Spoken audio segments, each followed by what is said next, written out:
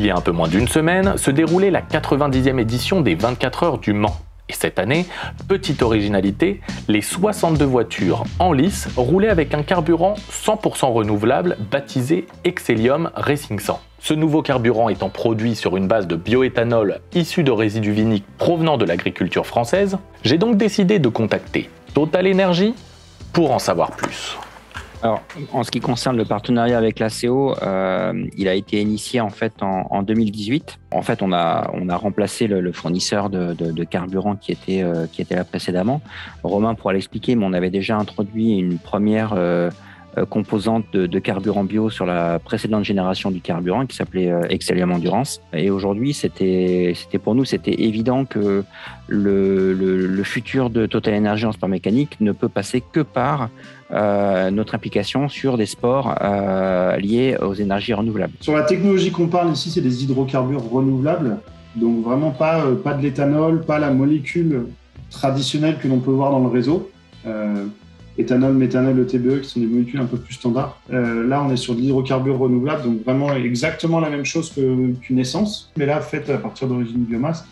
Et ces technologies, on travaille dessus depuis le début des années 2010, pour la compétition en tout cas, puisqu'on a introduit la première fois en F1 en 2013. Et là, spécifiquement pour le projet du WEC et pour les 24 heures du Mans, c'est un projet qu'on a initié en août 2020, de pouvoir formuler un carburant non pas avec 5, 10 ou 15% de ce type de molécules, mais vraiment 100% d'origine renouvelable, 100% des molécules d'origine biomasse.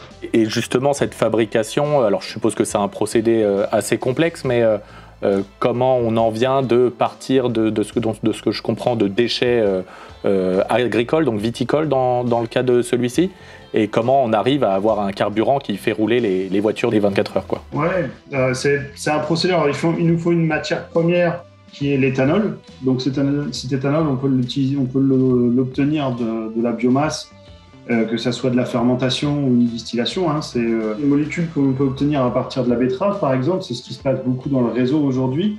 Nous, on a décidé de travailler avec des déchets, des matières qui ne puissent pas être en compétition avec la chaîne alimentaire, que ce soit la chaîne alimentaire humaine ou animale.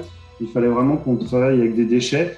Et donc là, aujourd'hui, c'était des résidus viticoles qu'on a fait pour cette première partie, mais on pourrait imaginer aussi des résidus agricoles, des déchets de paille, des copeaux de bois qui ne sont pas valorisés aujourd'hui dans des procédés, que l'on fait fermenter pour transformer, pour extraire de l'éthanol. Et après, c'est cet éthanol qui devient notre matière première, que l'on va purifier pour avoir vraiment une pureté maximum d'éthanol pour optimiser notre procédé par la suite. Et en fait, il faut imaginer que la molécule d'éthanol, on va la déshydrater pour enlever cet atome d'oxygène. Et après, on va faire un procédé d'oligomérisation qui va permettre de mettre toutes les molécules d'éthène ensemble pour reformer une coupe hydrocarbure et que ça ressemble à une essence. C'est un procédé qui est connu aujourd'hui qui s'appelle ETG, qui s'appelle Ethanol to Gasoline, qui permet de produire ce type de coupe essence. Est-ce que dans un futur plus ou moins proche, on peut imaginer que ça soit un carburant ou un type de carburant qui arrive sur le marché pour le grand public, ou aujourd'hui ça demande trop de déchets agricoles justement Le carburant aujourd'hui, on pourrait le mettre dans la voiture de Monsieur Tout-le-Monde sans problème. Clairement, on prend celui qui a servi aux 24 heures, on le transpose. On est sur un hydrocarbure standard renouvelable, donc Monsieur Tout-le-Monde pourrait l'utiliser. Il n'y a pas besoin de transformer sa voiture, de nouveaux injecteurs, de nouveaux matériaux, des cartographies différentes et tout, il serait transposable. Après, on est sur une unité pilote, 1 million de litres, il faut imaginer que c'est, grosso modo, c'est une journée de production d'une raffinerie. Donc ce que nous on a besoin à l'année, c'est 3 fois rien pour une raffinerie. Donc on pourrait l'imaginer, ce type de molécule qui soit transféré à hauteur de 5-10% dans le carburant de Monsieur Tout-le-Monde. Mais déjà, ça ferait des plus gros volumes sur lesquels il faudrait investir sur des unités. D'accord, donc potentiellement, parce que nous c'est une question qui intéresse pas mal les agriculteurs, tout ce qui est diversification, et ça veut dire que potentiellement, dans le futur, ça pourrait être un débouché pour certains agriculteurs, que de trouver une utilité à leurs déchets qui n'est pas toujours valorisée aujourd'hui, quoi. Aujourd'hui, en fait, il y a des valorisations qui existent. Il y a beaucoup d'agriculteurs qui commencent à regarder pour faire des unités de méthanisation, du biométhane, qui permettent localement de pouvoir alimenter en gaz, soit sur des chaudières, soit sur des productions d'électricité.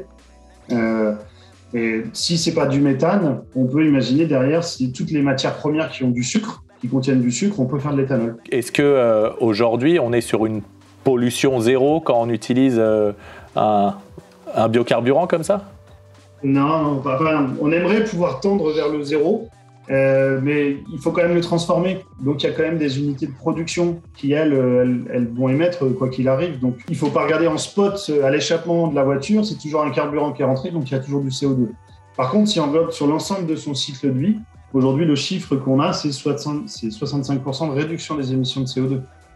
Enfin, même plus largement des gaz à effet de serre, parce que le CO2 n'est pas le seul gaz à effet de serre. Et comme on l'a souvent dit par le passé, les 24 heures restent une course majeure pour tout ce qui est lié aux innovations avec tout ce qui est mobilité, et encore plus aujourd'hui. Donc on est vraiment dans une nouvelle génération de véhicules qui préfigure très certainement une partie de ce que sera la mobilité décarbonée pour le futur. Et aujourd'hui c'est le biocarburant, demain ça sera l'hydrogène, et on est vraiment ancré dans ce partenariat avec l'ACO, en lien avec toutes les activités qu'on peut développer aujourd'hui sur les différents marchés du renouvelable.